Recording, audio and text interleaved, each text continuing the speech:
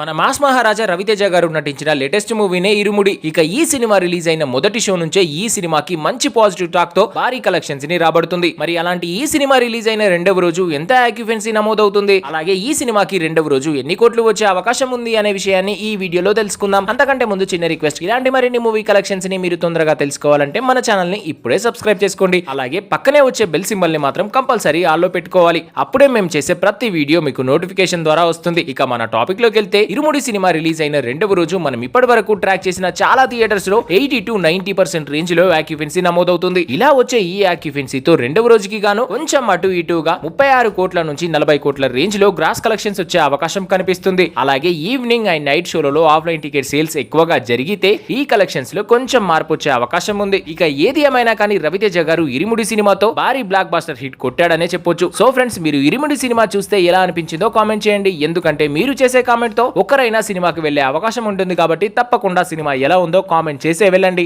Thanks for watching.